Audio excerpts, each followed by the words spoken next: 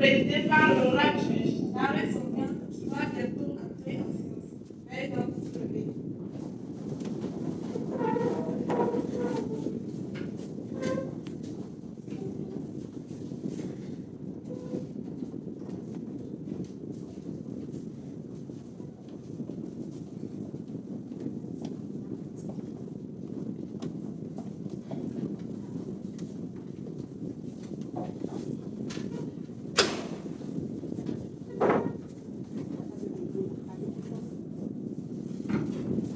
Veuillez vous asseoir. L'audience est ouverte.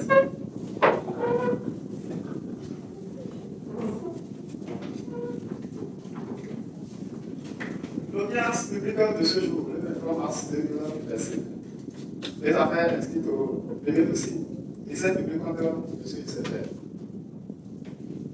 Monsieur l'avocat de la partie civile est présent. Veuillez vous identifier, madame. L'avocat du prévenu, veuillez vous identifier, madame. Maître, veuillez vous lire l'affaire. Merci, Monsieur le Président. Affaire opposant M. Youssef et Mme Imani. Monsieur Youssef,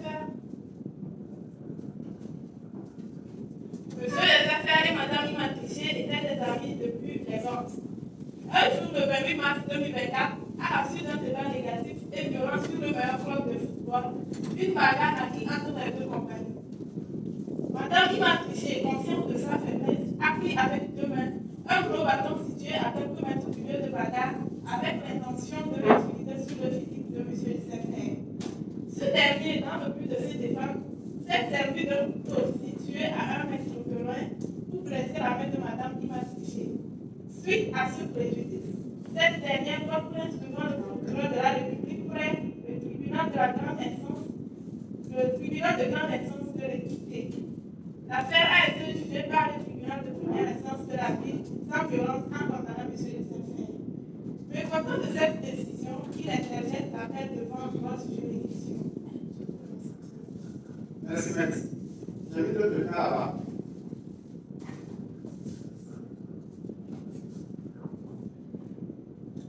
Êtes-vous bien, monsieur Youssef, le 25 octobre 1995? Oui, monsieur le président. Quel s'est vraiment passé ce jour-là? Monsieur le président, permettez-moi de commencer par le commencement. Madame Imani et moi étions des amis depuis depuis l'enfance. Et on s'amusait tout le temps, on discutait ensemble, et on faisait presque tout ensemble, elle et moi. Mais le jour du 28 mars 2024, j'étais terriblement choqué du comportement ou encore de la réaction de mon ami Imani. Ce jour-là, nous discutions du meilleur club de football au monde. Et moi, évidemment, je soutenais mon club qui est le Barça. Et elle autre était du côté de Real Madrid. Et dans les discussions, on avançait les arguments, les groupes et tout ce qui va avec. Et à un certain moment, elle commençait par envoyer des mots un peu déplacés.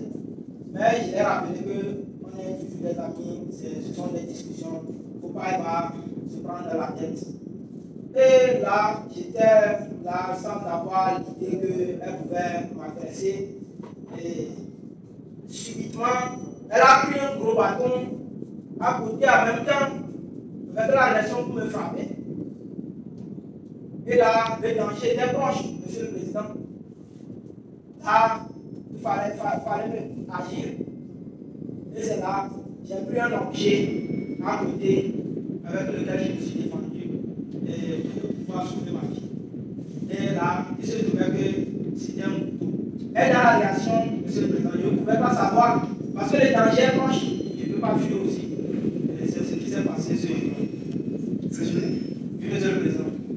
Le ministère public là, le prévenu est en Monsieur Youssef, s'il vous plaît, à quel moment avez-vous vraiment senti votre vétéran? Au moment où elle a pris le bâton. Avant ça, Avez-vous essayé d'utiliser l'autre moyen pour désamorcer la situation? Comme je l'avais dit, il y a un moyen pour fuir. Là, c'était le danger déjà proche. Le danger est près de moi. Quand est près de moi, du moins que je ne peux pas fuir, je ne peux pas. Il faut agir en même temps. Donc, c'est dans le fait de l'action que moi aussi, je me suis défendu avec le couteau. L'usage de la force, il est proportionnel. Est-ce qu'elle a pris? Peut-être. En voyant la situation, je n'ai pas le moyen ou bien la possibilité d'aller chercher encore d'autres choses, c'est ce qui était près de moi. Donc, il faut aller agir en même temps. Merci. Merci. L'avocat, nous va avoir pour cette question.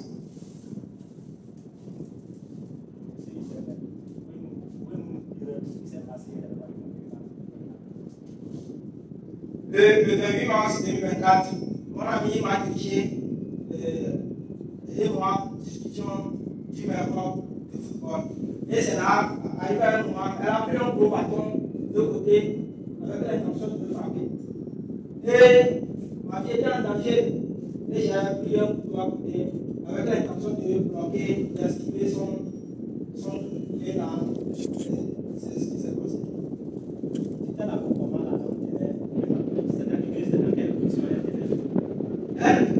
Elle n'a pas pris le bâton et tenu d'abord.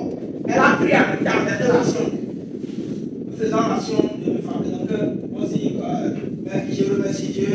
Le jour-là, il m'a donné la force pour pouvoir agir. Sinon, Monsieur le Président, sans mentir, je ne serais pas là si je n'avais pas agi ce jour-là. Merci, merci. L'avocat a effectivement la parole pour cette question. Merci, votre honneur. Monsieur le secrétaire, depuis combien de temps vous pouvez vous rappeler de votre âge? Je connais, il m'a triché, madame, il m'a triché depuis qu'on était tout petit. Et on a fréquenté ensemble. Il y a peut-être un incident avec votre camarade? Non, on n'a jamais eu de problème. Le couteau que vous avez utilisé sur ma pièce, vous avez eu l'impression de vous avez amené ça de chez vous ou bien c'est sur les lieux que vous avez mis ça? C'est sur les lieux. Il y avait ça sur place en même temps. Comment est-ce que vous le faites utiliser ton couteau? Or, à l'espèce, vous venez de dire qu'elle a utilisé le bâton. Elle n'a pas utilisé le bâton sur votre ici.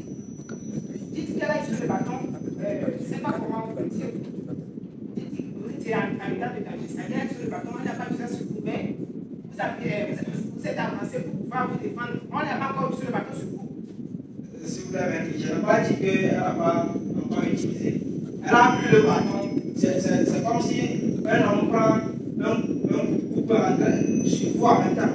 Vous allez attendre que ça va vous attendre d'abord avant de savoir que la personne est dans le fait de l'action ou pas. Il faut agir avant que ça vous touche. C'est ça que je me suis défendu. Monsieur le secrétaire, le bâton vous a réellement touché. Mais ça ne m'a pas touché. C'est parce que j'ai agi que ça ne m'a pas touché. Sinon, je ne serais pas ici. Merci, votre honneur. Merci, merci. Monsieur, vous avez dit que c'est votre heure avec ça. Oui, monsieur le Président. Pourquoi vous avez utilisé le couteau contre cette heure? Réellement, moi aussi je ne savais pas que ça pouvait arriver. Mais c'est elle qui a agi premièrement. C'est elle qui m'a agressé. C'est elle qui a pris le bâton. C'était un gros bâton derrière, mais c'était long aussi. Je jure que si ce n'était pas un couteau, je ne serais pas ici. Et quel était votre état de la C'est après les événements que je me suis rendu compte que c'était un couteau. Parce que j'ai suivi en même temps dans une minute. C'était comme si je suis déjà mort. Et c'est là, j'ai remercié Dieu qui m'a donné la force d'avoir agi ce jour-là. Donc je ne suis pas content qu'elle ait blessé, mais c'est une situation un peu compliquée, Monsieur le Président. Merci. Vous pouvez gagner votre place. Merci, Monsieur le Président. Avez-vous des témoins de liberté? Il y avait des témoins là-bas. Identifiez-vous, monsieur. Ici, monsieur le Président, je suis Béto.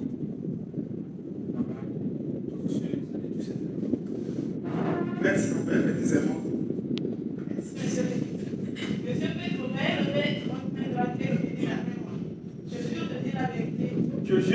la vérité, toute la vérité, toute la vérité et rien que la vérité.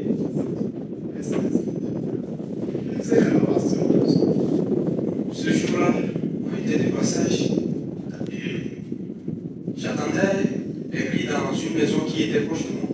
J'ai dit, je vais rentrer pour voir ce qui s'est passé. Et en entrant, j'ai vu que c'était une bagarre qui se passait entre deux personnes, un homme et une femme, qui étaient des amis aussi. Et quand je suis rentré, j'étais un peu éloigné d'eux. Je ne suis pas encore arrivé à côté d'eux. La situation qui s'est produite vraiment, c'est pas du tout bon. J'ai vu monsieur et madame, il m'a triché, a pris le bâton subitement sur monsieur Joseph. Et pour monsieur Joseph, pour se défendre, bon, comme il venait de dire, lui aussi s'esquiver, pour s'esquiver du danger, il a pris un couteau, sans le savoir, il tiré sur sa camarade. C'est ce que j'avais vu le chemin. Merci. Ça fait. Oui, ça fait. Merci. Le message de votre témoin là. Ok, monsieur le président. Lorsque vous étiez allé sur le vote, on avait tiré le protecteur de feu ou bien. Comme je le disais, j'étais un peu éloigné d'eux. Donc, je ne savais pas s'ils pouvaient s'enfuir ou bien ils ne pouvaient pas. Ça a vraiment blessé madame. Ça l'a blessé. Le bâton Oui. que madame a été touché avant qu'il ne blesse madame. Comme j'étais un peu éloigné d'eux, je ne savais pas que le bâton il a touché ou pas avant d'agir. L'avocat, tu peux venir à la poser question. Vous confirmez à la cour que vous avez vu madame Mathieu s'éteindre en Oui, je le confirme. était sur le point de porter atteinte à l'intégrité physique de mon client, M. Isabelle. Comme je l'avais dit tout de suite, j'étais un peu éloigné d'eux et je ne savais pas si ça portait atteinte à mon camarade. Bien expliqué. Le bâton que la dame était, elle était sur le point de porter atteinte à l'intégrité physique de mon client. Ok. Oui, le bâton était. Je pouvais porter atteinte à l'intégrité de mon camarade. Merci, maître. L'avocat de la victime a la parole pour sa question. Merci, votre honneur. Monsieur Benko, quelle personne a vous avec monsieur Simon? Monsieur Joseph, comme je l'ai dit, c'est un camarade. Un camarade. Oui. Vous venez de témoigner que vous étiez de passage. Et vous avez vu dans une maison qui avait une bagarre entre un homme et une femme. Et pourquoi vous dites que c'est votre ami? Avant de répondre à votre question, bien sûr qu'il est mon camarade. Mais moi, je n'étais pas à la maison. Et vu la situation qui s'est produite, ce n'était pas celui aussi. Donc moi, j'étais de passage. Et je ne savais pas que lui, il était là-bas en train de se bagarrer avec quelqu'un. C'est arrivé que j'ai su que c'était mon camarade. Ok, monsieur Bétou.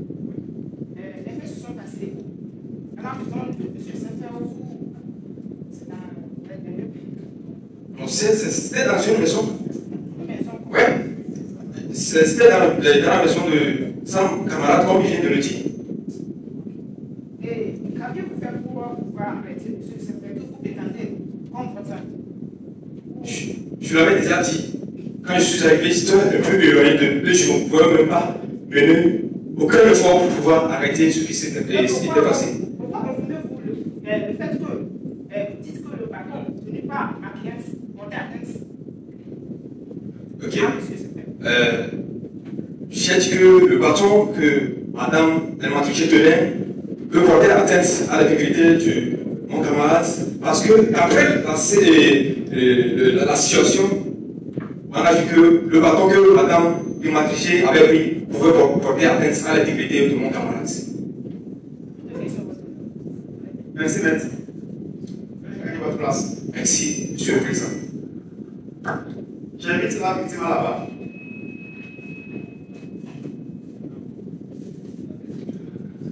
bien madame il m'a triché lequel mars 1996? Oui, votre honneur. Dites-nous ce que c'est vraiment passé ce jour. Merci, votre honneur. C'était le jour du 1er mars 2024. J'étais à la maison lorsque mon ami s'est fait et venu me rendre visite. Lorsqu'il est arrivé, j'étais venu de Chili, j'ai préparé du riz, on a mangé et on a bu du jus de fruits naturels. On a décidé de discuter un peu. On parlait du meilleur club de football. Moi, j'étais le Real et lui, je montais le Barça. On discutait et tout à coup, j'ai remarqué que la discussion prenait une ampleur. Il a acheté d'allure. Il m'a adressé des propos injuriés. C'était comme s'il voulait me frapper. Et comme vous pouvez le constater avec moi, mon ami Joseph est un homme avec un grand physique, bien musclé. À ce moment précis, j'ai eu peur et j'ai pris un bateau qui était sur ma terrasse. Le bateau que j'utilise d'ailleurs pour tuer les araignées, pour essayer de me protéger et de l'effrayer. Et à ce moment, il a pris un couteau qui était puissant sur la terrasse également et m'a blessé à la tête. Merci. Le ministère public a besoin d'amour pour votre question. Madame Marie, quels sont les signes que vous avez vus? Vous avez vu que les gars de vous menacer, que vous étiez accompagné? Comme je l'ai dit, il a changé d'allure. Il venait vers moi comme s'il voulait me frapper. Il avait en plus m'adresser des propos injurieux. Le couteau vous a-t-il vraiment blessé? Oui, votre honneur. Comme vous pouvez le constater, j'ai dit à l'animal pour me faire soigner. Était-il de vous avoir blessé ou bien était-il de vous? Je pourrais dire qu'il était indifférent, car il ne m'a même pas accompagné à l'hôpital, il ne s'est même pas occupé de mes frais de soins.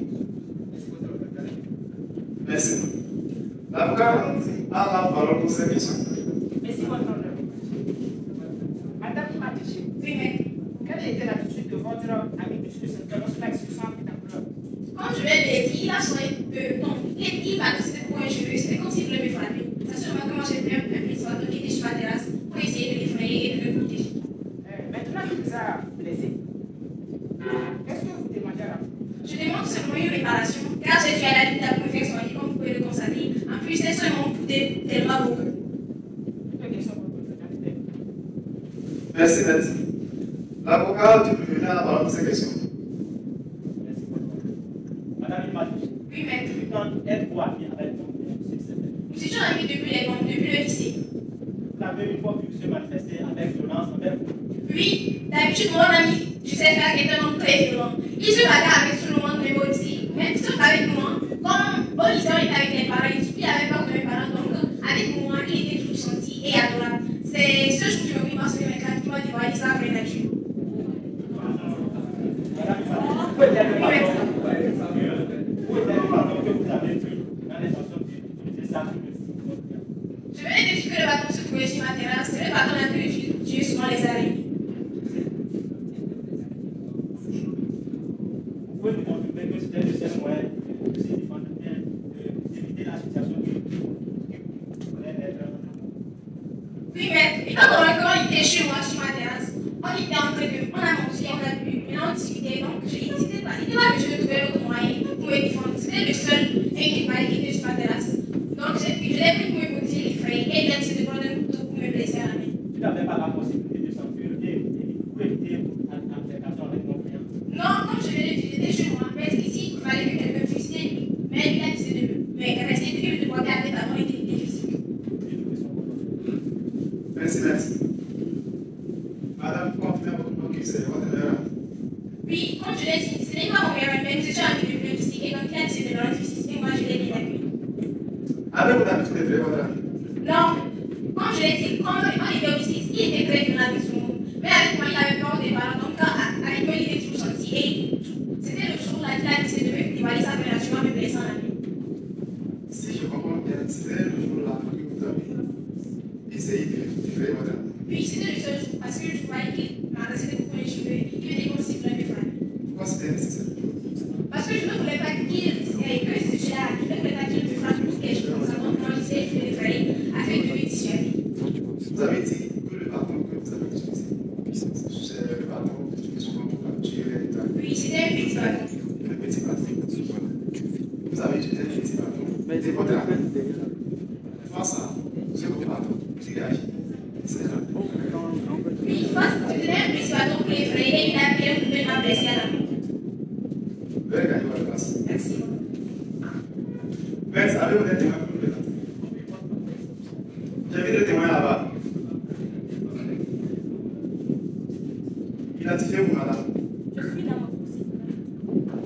vais prêter serment. Madame, c'est qui n'a pas eu le droit de mettre en tête? Je jure de dire la vérité. Je jure de dire la vérité. Toute la vérité. Toute la vérité. Et un peu la vérité. Et beaucoup la vérité. Madame, c'est la passion. Déjà, il faut savoir que Madame m'a touché ma voisine. Donc, le 28 mars 2024, moi, de retour du travail très fatiguée, je suis rentrée dans ma chambre, j'étais en train de me reposer. À un moment donné, j'entendais des bruits venant du voisinage. Et ces bruits-là persistaient en fait. Et c'était rempli d'injures, de tout ce qui était possible pour énerver quelqu'un. Donc, bon, comme c'est affaire de voisinage, si je ne sors pas et quelque chose arrive, on va dire que je n'ai pas porté assistance. Donc, je suis sortie pour voir ce qui se passait. C'est là que j'ai vu ma voisine qui tenait un bâton face à un homme de taille. Et soudainement, cet homme-là a pris un couteau et l'a blessé à la main. Donc, ce que je peux vous dire, c'est que moi, je n'ai pas pu apporter mon intervention. Mais ce que j'ai pu faire, c'est à la fin, on a pu évacuer ma voisine à l'hôpital et puis on a géré les soins. Merci. Je vais vous témoin d'abord. Pouvez-vous me décrire l'état émotionnel de la victime après les soins? Je ne saurais le dire parce que à vrai dire, je ne peux pas ressentir ce qu'elle a ressenti ce jour-là. Mais en voyant sa face, je sentais qu'elle était choquée, qu'elle était désorientée en fait de la réalité. Elle ne savait plus où elle se retrouvait, puisque la chose, celui qui lui a fait ça était son ami. L'autre action que Madame Benet était juste de porter à la visite de monsieur. Ça regarde de l'appréciation de monsieur. Mais selon moi, cela ne pouvait pas effrayer un vrai homme. Merci. L'avocat de la victime a la parole, c'est monsieur. Merci, contrôleur. Madame, à cette raison, Oui. confirmez-vous avec moi que monsieur s'est fait accuser le couteau sur le corps de ma cliente? Oui.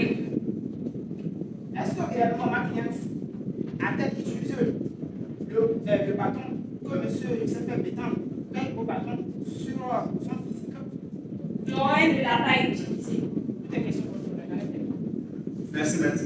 L'avocat du président a la parole pour cette question. Madame la témoin, pouvez-vous décrire le comportement de mon client et de Madame Matriché? Bon, je crois que le 28 mars, les deux étaient vraiment fâchés. Hein. On ne voyait même plus leur mine, quoi. Donc, lui, il était à un niveau là, je ne pouvais pas l'expliquer. Mais on sentait que les deux étaient vraiment dépassés en fait. Ils étaient vraiment fâchés. C'est ce qu'on peut dire. Vous venez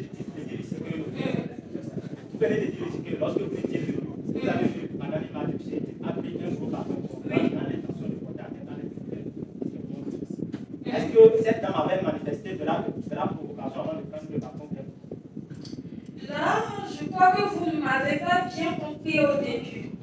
J'ai dit que j'étais dans la chambre et quand je sortais, elle tenait déjà le bâton. Donc je ne pouvais pas savoir quel genre de manifestation physique ou quoi. Tu comprends? C'est de comprendre, ok? Madame. Je ne pouvais pas le savoir. Veuillez. Oh! Veuillez.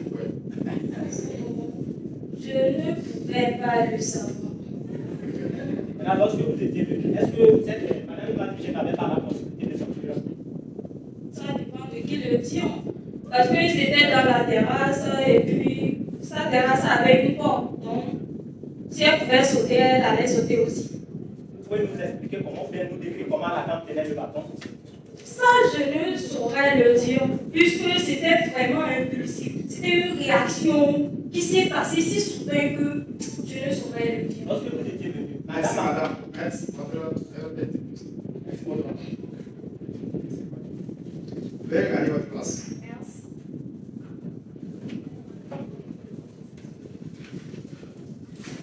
Le ministère public a la parole pour cette question.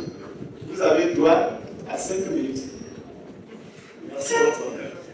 Monsieur le Président, nous sommes réunis ici en ce jour pour examiner les accusations porté à l'encontre de Sieur Joseph R, accusé de coups et blessures volontaires, à l'encontre de Dame Ima Triché, survenue à la suite d'une altercation violente qui surgit lors d'un débat au bleu et qui, malheureusement, a tourné vinaigre. Les faits reprochés sont graves et complexes et nécessitent une réponse judiciaire ferme, adéquate, afin de rétablir les parties dans le droit. Conformément à l'article 20 du Code pénal congolais, n'est pas pénalement responsable la personne qui, pour interrompre l'exécution d'un crime ou d'un délit autre qu'un homicide volontaire, lorsque cet acte est strictement nécessaire au but poursuivi. Je répète, lorsque cet acte est strictement nécessaire au but poursuivi. En effet, l'article 24 de ce même code dispose n'est pas pénalement responsable la personne qui, face à un danger actuel, immédiat ou imminent, qui la menace ou qui menace autrui ou un bien, sauf s'il y a disproportion entre les moyens employés et la gravité de l'infraction. Cet article, à l'instar du précédent, vient rappeler les critères d'admissibilité de l'état de nécessité et même, je précise, les conditions donc, de la légitime défense. Lorsque les conditions précitées ne sont pas respectées, le code pénal, le législateur togolais a été bienveillant et donc prévoit des articles ou des dispositions pour réprimer ce genre de comportement. En effet, nous remarquons l'article 227 qui prévoit une amende allant de 500 000 francs à 2 millions de francs CFA et l'article 228 qui prévoit une peine allant de 5 ans à 10 ans de réclusion criminelle. Or, en l'espèce, votre honneur, M. Joseph R était certes dans une situation pouvant être caractérisée, je dis à tort, d'une situation plus ou moins dangereuse ou urgente, cependant, je précise. Étant donné que madame ne tenait qu'un simple bâton qui était censé tuer, je précise, qui était censé tuer des araignées, qui était censé tuer des araignées, et lui a utilisé un couteau pour, je dis bien, pour se défendre. Caractérisant ainsi la disproportion dans les moyens employés et qui, au sens de l'article 228 du Code pénal congolais, est un objet tranchant ou contondant. Celui-ci est donc coupable de coups et blessures volontaires et ne peut s'exonérer de cette responsabilité par la légitime défense. Votre honneur, ce monsieur ici présent est un criminel. C'est un criminel psychotique, dénué de tout sentiment. Celui-ci ne peut être mis en liberté. Car même s'il affirme avoir voulu se défendre, nous ne sommes pas dans un film de science-fiction, d'Hollywood ou même un film éthique. Car il est ridicule de vouloir se défendre contre un petit bâton pour tuer les araignées avec un couteau. Soyons réalistes.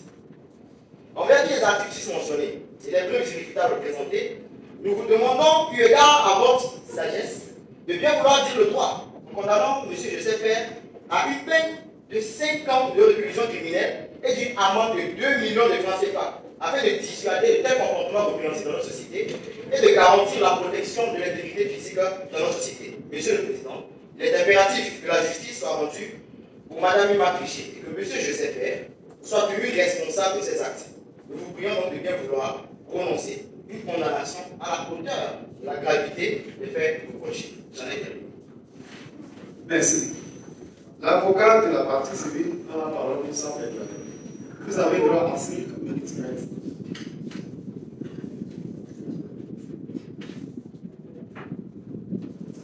Merci, Monsieur le Président.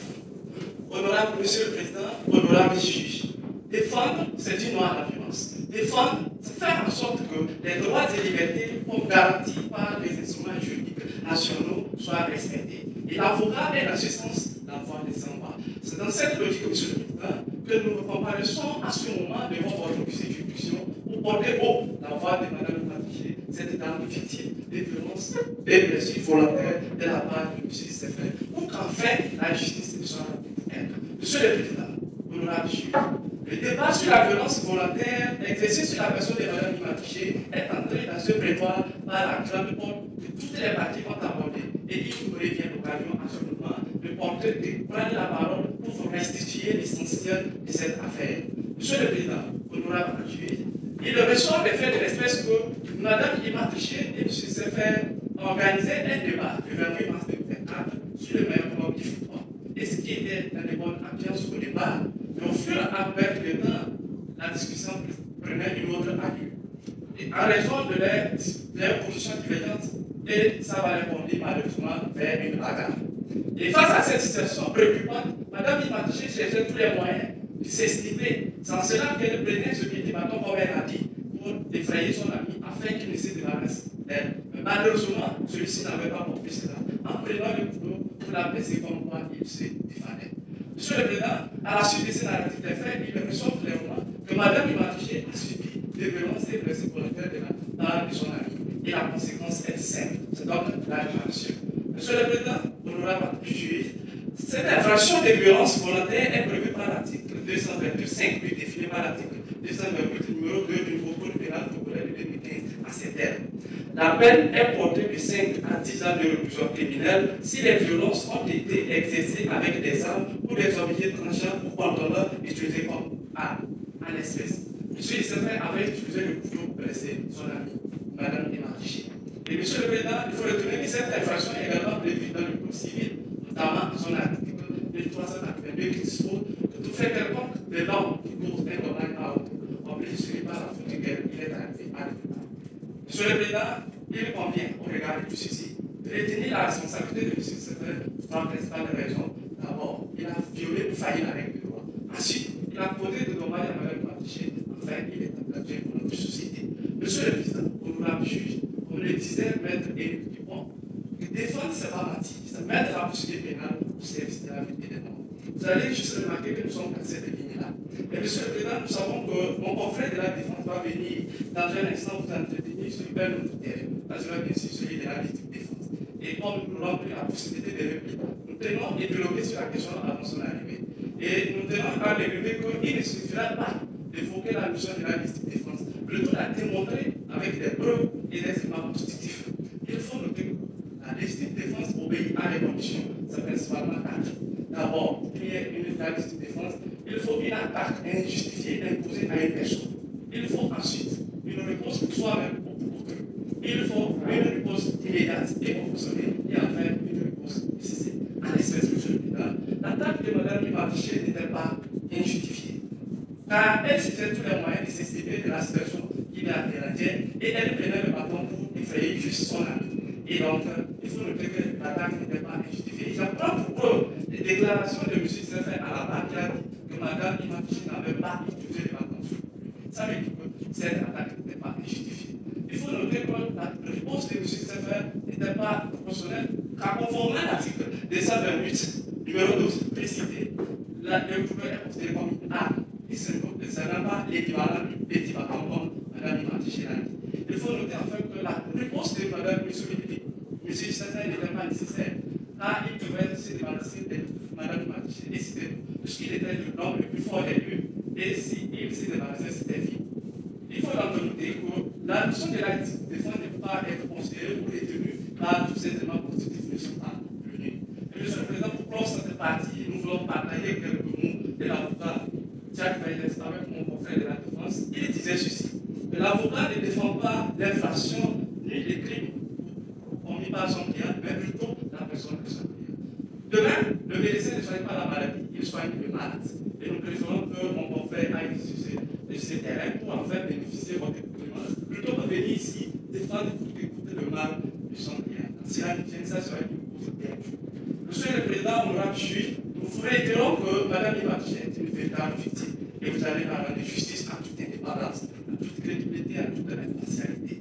Monsieur le Président, certains peuvent dire ici qu'il s'agit d'une affaire d'amitié, mais Mme Imatiché ne l'attend pas ici. La preuve avec elle regrette. Elle se sait tromper les personnes, ce n'est pas un problème, c'est un criminel. Monsieur le Président, il vous appartient de la rendre justice et ça sera donc justice.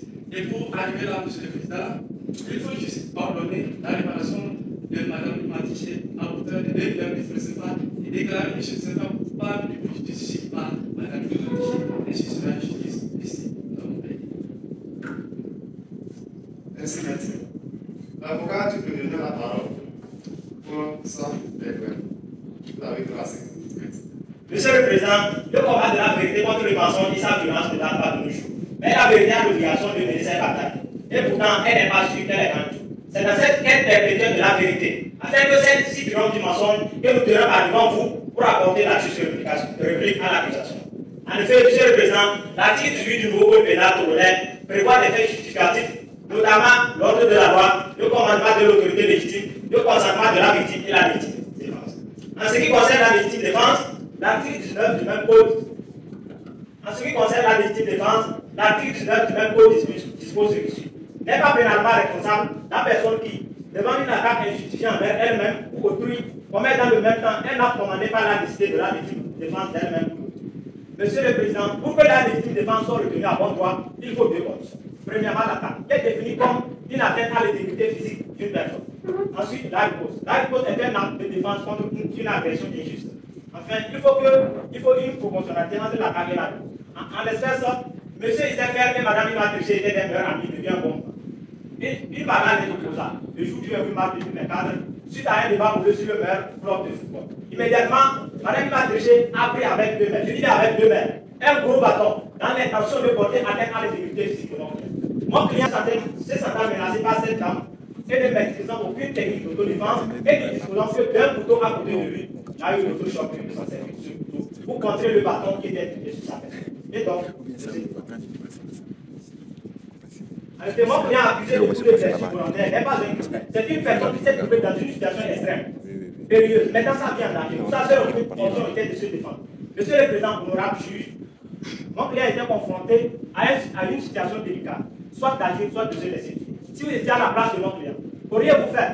Il portait dès lors, au regard de l'article 19 et du laisse comme porteur en l'espèce, de réunir la légitime défense à l'égard de mon client. Monsieur le Président, l'accusation a passé par tous les moyens pour faire croire que la riposte a été à l'attaque. Mais Monsieur le Président, humainement parlant, est-ce qu'une personne qui est en face d'un danger, susceptible de se mettre sa vie en péril, a encore la possibilité de chercher un moyen équivalent à l'attaque pour se défendre? Pouvait-il caler le bâton le temps d'aller chercher aussi un autre bâton pour venir faire la réplique? Je vous laisse le son là. En conséquence, vous conviendrez avec moi que le caractère disproportionné allégué par l'accusation ne s'applique pas à l'essence. Monsieur le Président, honorable juge,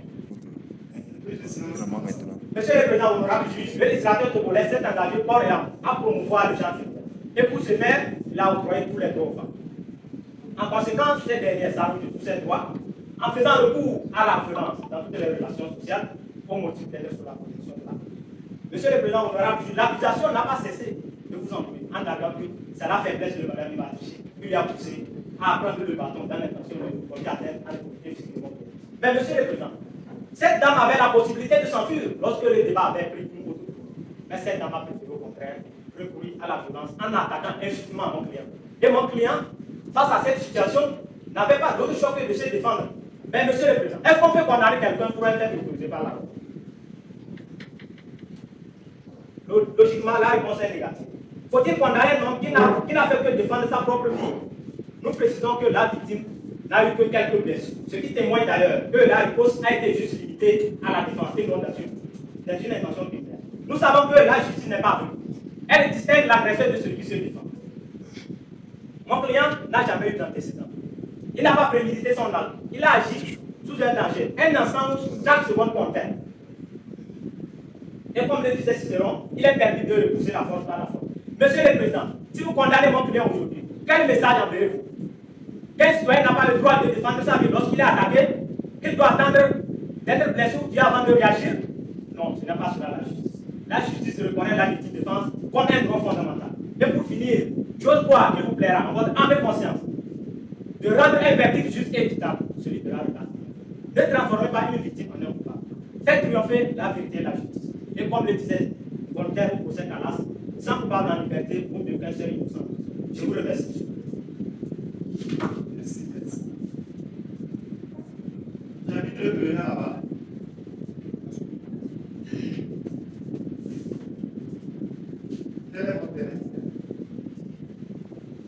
Je tiens à dire à tous ceux qui sont présents ici, et à vous, Monsieur le Président, de bien vouloir prendre en considération les circonstances de mon acte. Parce que je n'ai jamais voulu blesser un homme ou bien agresser un confrère. Et comme vous pouvez le constater dans mon dossier, je n'ai jamais eu de problème. Eu de problème avec un de mes camarades. Donc cette situation, ce n'est pas moi qui l'ai provoquée. C'est mon ami, il m'a touché, qui m'a agressé injustement. Et dans dans le feu de l'action, je ne pouvais pas fuir. Et donc, il fallait que je me défende. Peut-être, elle pouvait casser ma tête. Et je vous jure que... Monsieur, tu défends Oui, monsieur le Président. Je ne sais pas quoi dire en réalité. Mais, grâce à Dieu, je suis parce que j'avais agi. Sinon, je serais sous le sang de ce jour. C'est ce que je peux dire à tous ceux qui sont présents. Merci, vous allez gagner votre place. Merci donc pour votre assistance. Je vais donc prendre un petit moment en conséquence. Je vais venir en peu de l'intensité.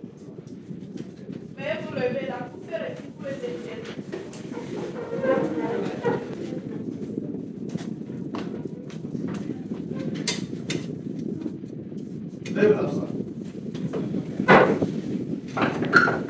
L'affaire opposant le ministère est contractuellement à l'égard des parties, en matière correctionnelle et en deuxième ressort, à l'année la décision suivante.